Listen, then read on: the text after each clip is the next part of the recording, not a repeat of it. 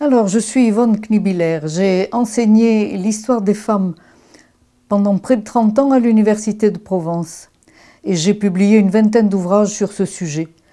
Mais je me suis très tôt spécialisée dans l'étude des mères et de la maternité. Le titre de mon ouvrage peut surprendre. Est-ce que l'amour maternel a vraiment une revanche à prendre? Il faut revenir au féminisme de 68.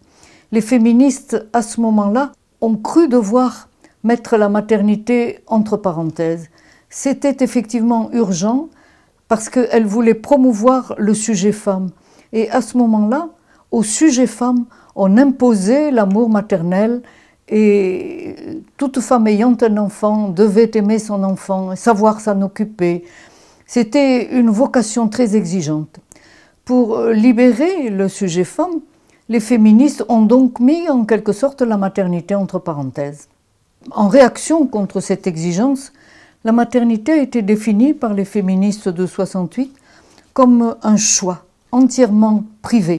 Toute réflexion collective sur le vécu maternel a été en quelque sorte évacuée. 40 ans après, on constate que ce vécu maternel pèse sur les femmes bien plus que le vécu paternel ne pèse sur les hommes. Ce qui freine l'accès à l'égalité tant souhaitée entre les sexes. Or, il s'avère que les femmes ne veulent absolument pas renoncer à devenir mères, mais elles ne veulent pas davantage renoncer à l'exercice d'un métier, ni à assumer leurs droits civils et politiques, leur citoyenneté, parce que ce sont là justement les points précis de l'égalité avec les hommes. Du coup, elles apportent leur souci maternel dans la vie publique. C'est elles qui réintroduisent la maternité dans la vie publique.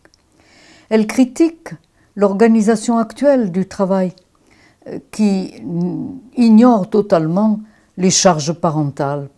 Et elles critiquent aussi les soins médicaux. Nous devons tous repenser la maternité dans ces nouvelles conditions. Quant au féminisme, ça devient urgent pour lui de franchir un nouveau seuil, de prendre un nouveau départ.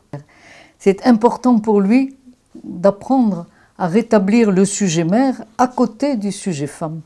Eh bien, mon livre aborde ces problèmes en suivant le parcours initiatique de toute femme qui devient mère. 4 chapitres analysent les principaux changements récents.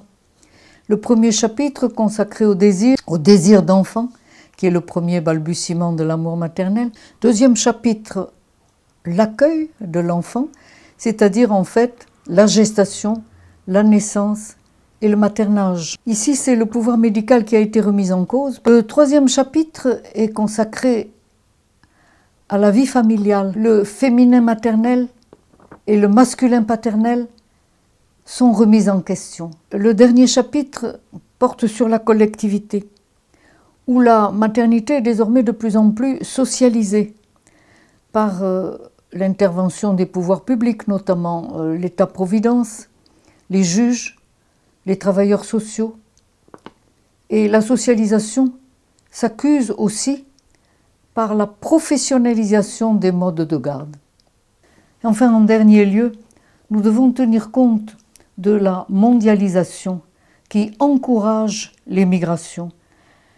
Et l'émigration ont pour effet de compliquer le vivre ensemble parce que les femmes n'ont pas toutes la même expérience de la maternité et il faut qu'elles s'habituent à respecter mutuellement les coutumes des autres. Finalement, l'amour maternel est, je crois, à réinventer. Nous devons toutes et tous nous atteler à ce renouveau.